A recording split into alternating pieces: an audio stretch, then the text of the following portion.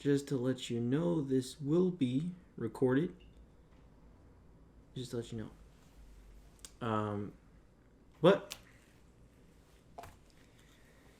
Tell us why you'd want to be on Back at the Backlog. Well, I'll start off with saying I'm a big fan of the show. Honestly. And maybe you'd want another wizarding companion with you. I mean, you know, like Niffler. No, I don't know what you're saying. It says you, for special skills, you put that you know how to play a flute. Is that true? Oh, yes, I'm very skillful with the flute. I mean, that's cool. I mean, you wanna maybe play a little bit of the flute?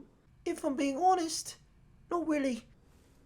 So why would you put that you could play a flute? That's just very random. If you're not gonna play it, but that just adds nothing to you, who you are if you're not gonna do it.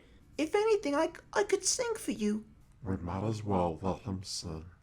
My name is Harry Potter, got a big cock, sir. No, I will not drink cough syrup. I'm Harry Potter, I drink plenty of water. I am a healthy boy. I will like a toy. All right. I think that's enough. Thank you, Mr. Potter. We'll call you if you know. We'll call you. You know, if it works out. All right. So tell me, what is your favorite video game? I don't have a favorite video game. I don't play games, if I'm being honest, because what happened in my past. Sir, this is a video game show. You're gonna be playing a lot of video games. You gotta have some knowledge on games. I just want to be remembered. You three don't even remember who I am. Remember? Wait, are you the Tintin Man? Wait, no. I totally forgot you're that fucking Robo guy from the GameCube. Custom Robo. This is it.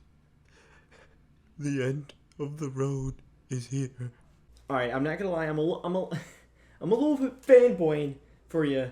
I'm super fucking honored that you want to actually be a part of this. I'm gonna try to. I'm gonna try to stick birds. I mean, like I can't even talk. I'm gonna just say what I'm gonna say. He's saying he'll be professional. That professional. I'm gonna be professional. How are you?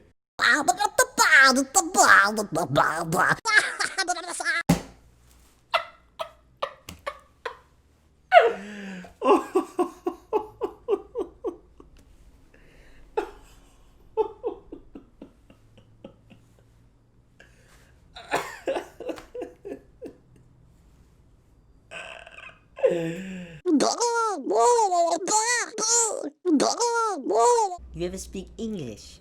Niffler, dude, we're all about diversity here, right? What the fuck?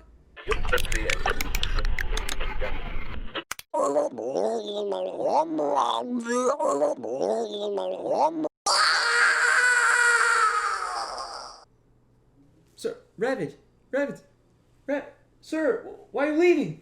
What the fuck do you say to him? You know, that guy was actually, like, having really good chemistry with us. Oh, just fuck off. We got one more interview in 15 minutes. Let's get ready. Alright. I'm back at the backlog. Been gone for way too long. I'm back at the backlog. Got so many games to play, dog. I'm back at the backlog. Donkey Kong expands my dog. I'm back at the backlog.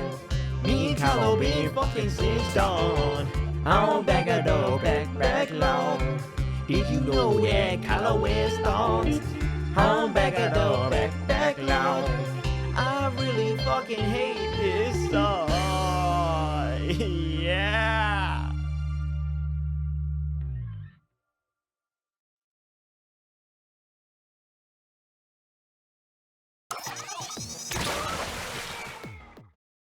What is up, guys? It is Robert at Gaming With Me, and welcome to the second season of Back at the Backlog, the series where we take a look at the games that I recently beat off my backlog. Today's episode is on the game Splatoon 2 Octo Expansion. This is the first of only really a few DLC expansions that are on my backlog. I don't really buy a lot of DLC unless it's for a game that I truly love, and even then, I kinda don't. Octo Expansion was one exception. It was revealed back in a Nintendo Direct on March 2018, and I thought it looked pretty damn impressive. Cool. This is cool. I like this, man. A shitty, shady little Octoling trying to fuck some shit up. I like that. So impressive that I ended up not playing it until today. I mean, to be fair, 2 years really isn't that long. Splatoon 2 Octo Expansion released on June 13th, 2018. It was developed by Nintendo EPD and published by Nintendo. My history with the Splatoon franchise is a big one. I loved Splatoon 1 on the Wii U. In fact, I played it so much it ended up being one of my most played games of all time, my favorite game of the year for 2015, and possibly one of my favorite games of all time. Its creative single-player and addictive multiplayer made for an ultimate package that when only 2 years later a sequel was released, I was conflicted. Splatoon 2 is the better game, but I only played about 10% of total playtime compared to the original. That's not to say I'll never play the game again, but it's very unrealistic to think that I'll ever catch up to the hours that I had in the first one. That has to do with the fact that it's a very similar sequel. That's fine because it's a shooter sequel, but having put so many hours into multiplayer, I didn't feel really the need to put hundreds of hours into another Splatoon sequel so soon. However, a DLC expansion that provides over 80 missions designed by some of the most talented game designers for only $20? Yeah, that'll bring me back in. I've always been a single player first kind of guy, and Splatoon 1 and 2's story modes were really damn good. But is the Octo expansion any good? Well, let's talk about it.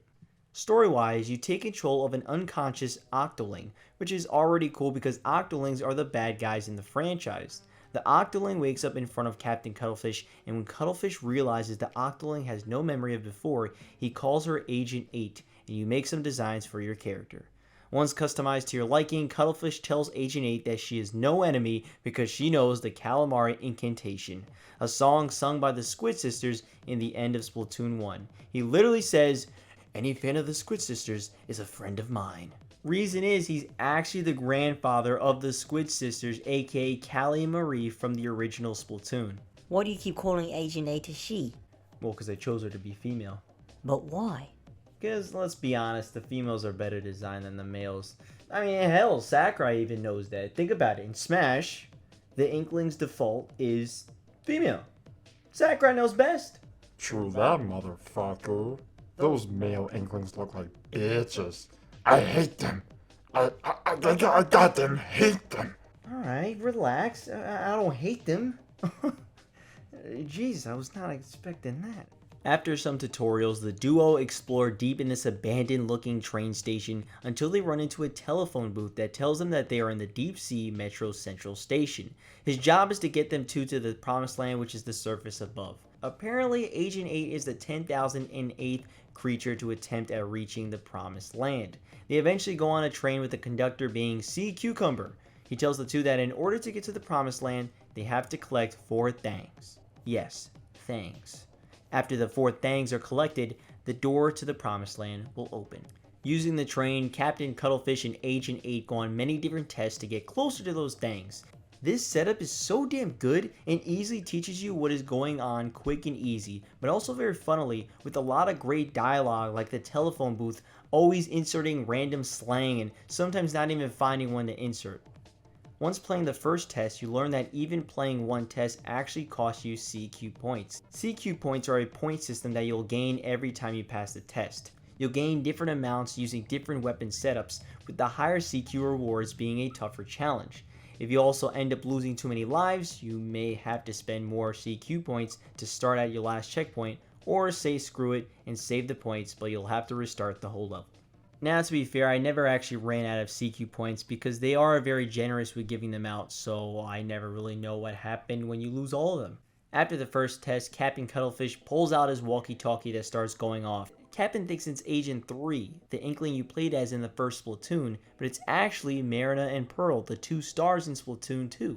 It's a funny exchange where Pearl starts rapping and so does Cap'n. Marina and Pearl tell them that they'll also try to help, and Cap'n goes and thanks them and says, "Anyone who loves rapping is a friend of mine." You gotta love it. I love Pearl. She's so energetic. Pearl's great, but I'm more of a Marina kind of guy. You know, she could DJ while I rap. She would be nice. I'm all about Captain Cuttlefish. When he was young, he looked pretty damn good in the army. You know what they say, you gotta love a man in uniform. It's a little out there. What do you mean? That's kind of gay. Well, what do you expect? I'm gay. What? What the fuck? Since when? Since I was born. Why haven't you told me? I didn't think it mattered. I mean, I guess it doesn't.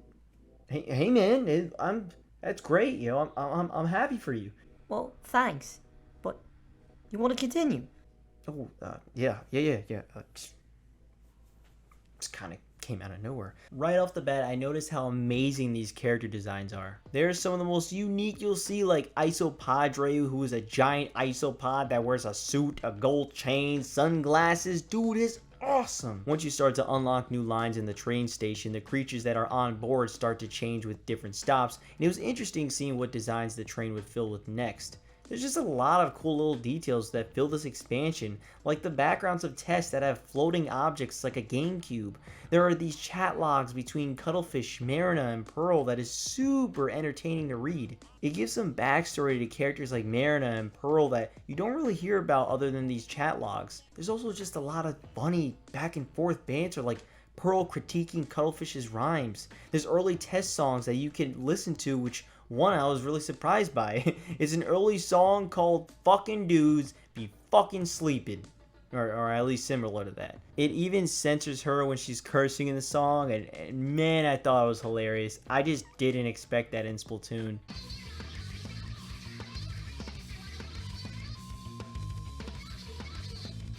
Once you complete a test, you also earn a mem cake. Mem cakes are supposedly the physical embodiment of Agent 8's past. They're interesting reads that, again, I didn't expect to see in this expansion. The music is also fantastic with a variety of styles. Splatoon's music has always been one of my favorites, but this expansion just adds more greatness to the soundtrack. The tests are what the expansion is all about, though.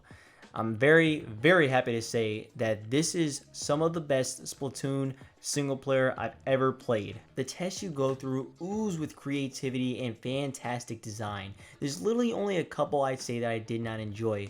Almost every single one would constantly one-up each other in ideas. The variety and objectives were amazing, from a test where you would take out every enemy while walking on boxes that break every time you throw some ink, to a test where you don't even have a weapon and the only way to progress is by leading your enemies' attacks into objects that can help you continue. It takes everything you know about Splatoon and tests you on every little mechanic that Splatoon has to offer. One thing I didn't expect was how challenging it would be. It could get pretty tough even early on. I was surprised and was wondering if I was just rusty with the controls or something, but looking it up online I saw a lot of others talking about how hard it could get. Most tests I had to repeat a few times at the minimum. With challenge comes a lot of death, and man, the way Agent 8 dies is pretty brutal. If you just fail, Sea Cucumber just explodes you.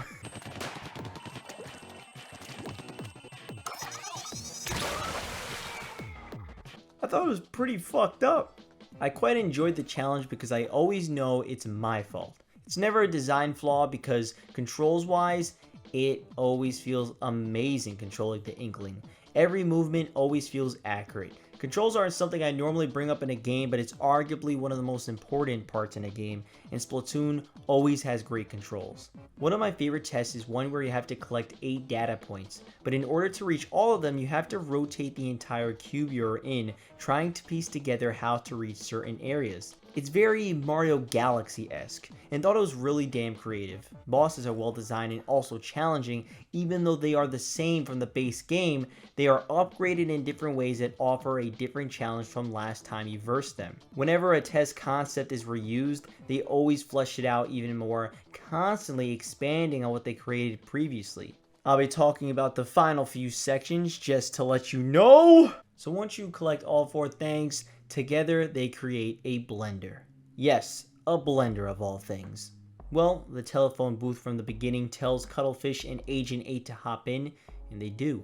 Turns out that the simple telephone is fucking evil and was going to shred the duo into pieces until Agent 3 from Splatoon 1 out of nowhere destroys the blender, saves the duo, and gets knocked out.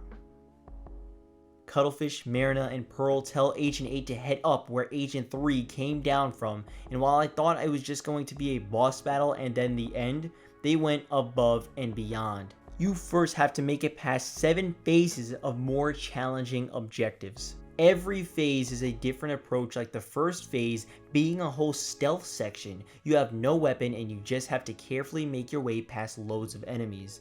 Over the next 6 phases, you gain weapons, scale giant towers, defend energy orbs, and a whole lot more. The 7th phase is at the top and it is the finale. The final boss is none other than Agent 3. The phone mind controls her, kidnaps Cuttlefish, and the battle begins. Octoling versus Inkling. Just an all-out shootout between 2 major agents. This battle was awesome. It's a massive difference between other bosses and arguably simpler, but fighting the character you played as in Splatoon 1 was so damn interesting to me. Agent 3 is fast, and you gotta be on your guard because you can die pretty easily in this battle if you aren't careful. I died plenty of times there. I was so annoyed. Well, because you still don't know how to control the game. What? I know how to play the game. After both Robert and I finished it already. I'm a slow learner.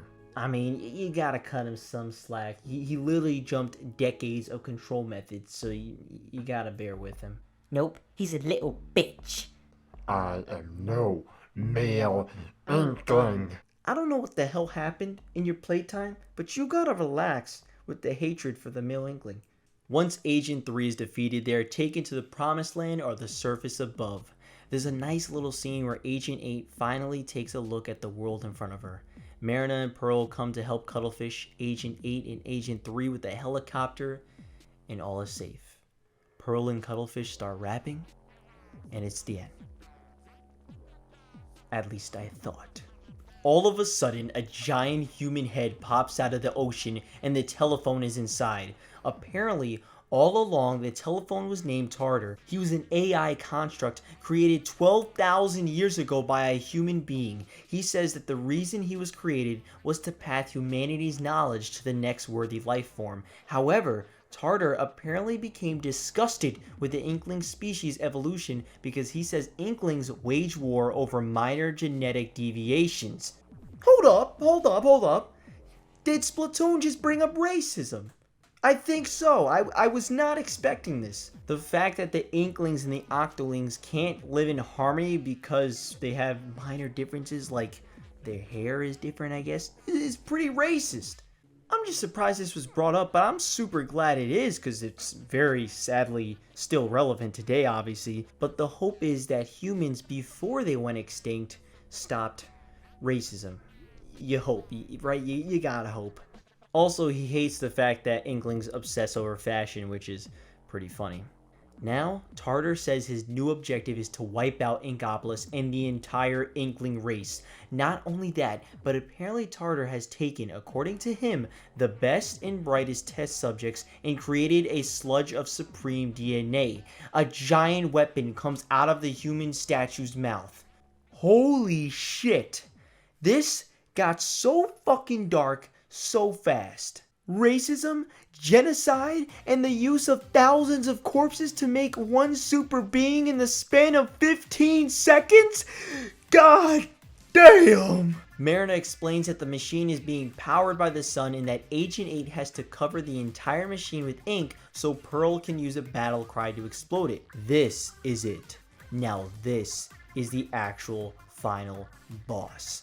It's funny because you aren't actually versing anything. You have 3 minutes to ink the entire machine. The only way to do this is by exploding these hyper bombs Marina drops every 30 seconds. This was incredibly challenging. You literally can't even waste a single second. you have to be constantly moving and preparing for the next drop of bombs to set off. This took me an hour of finding where the bombs were placed and at what time and what way up should I take. I died an absolute ton. Oh, fuck! Fuck! That would have been fucking... Ah, damn it! Oh my god, he went in the... That's a fucking tiny-ass crevice! How the fuck... Oh my god. Oh my god, it fucking again? It's so tiny! Why that? Oh my god. No! Are you kidding me? Oh my god. Fucking hell! Holy shit. I fucking can't believe that just happened. Are you kidding me? Oh my god.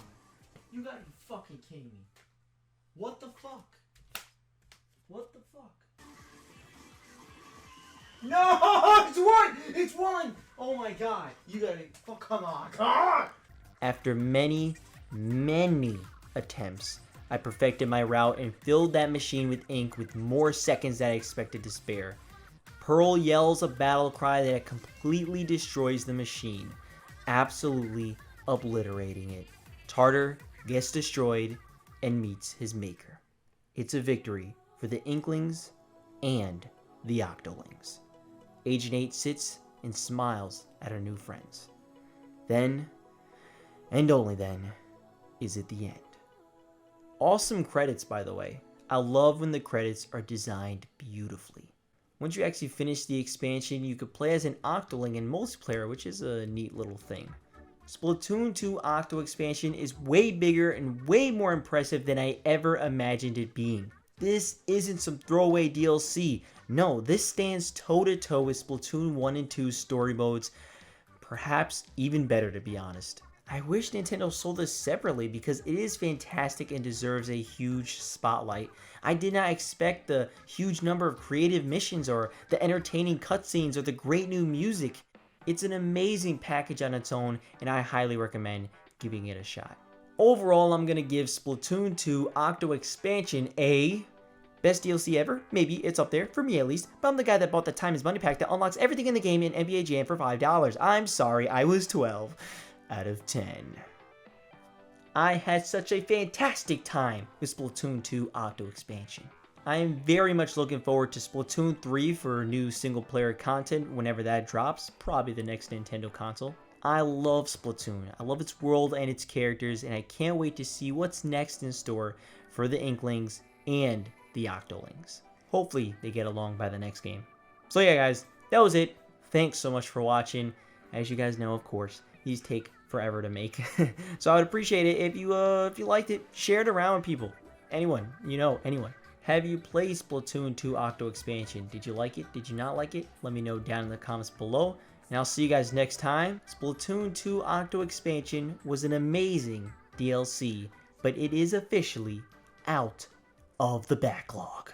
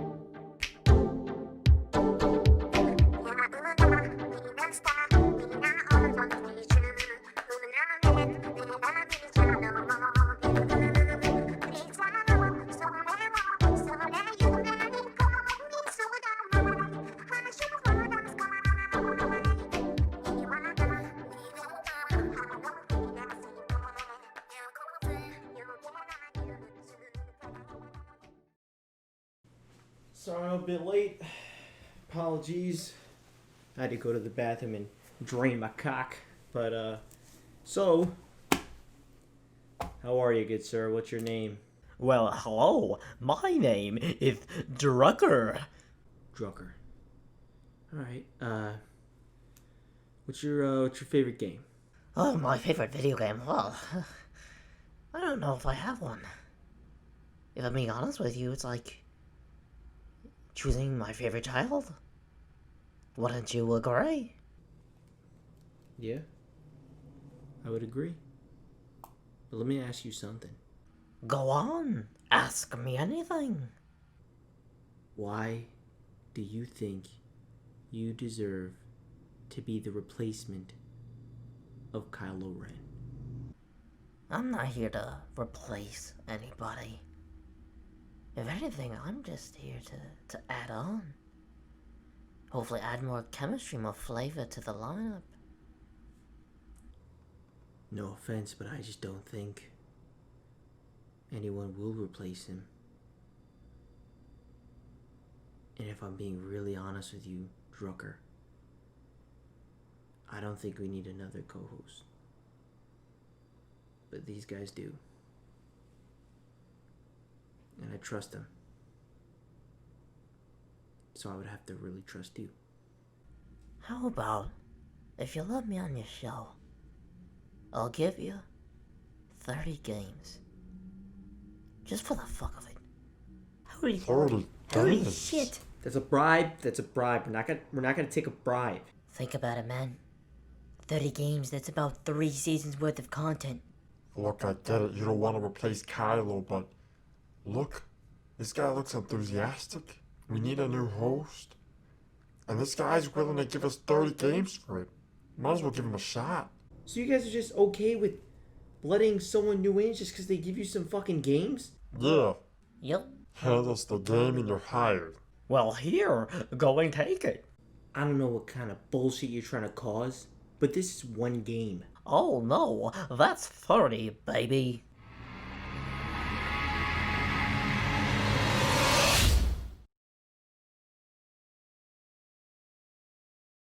Deal. You're hired. Which game you started with? What the fuck? Oh, well, thank you so much. I know the perfect game to start with.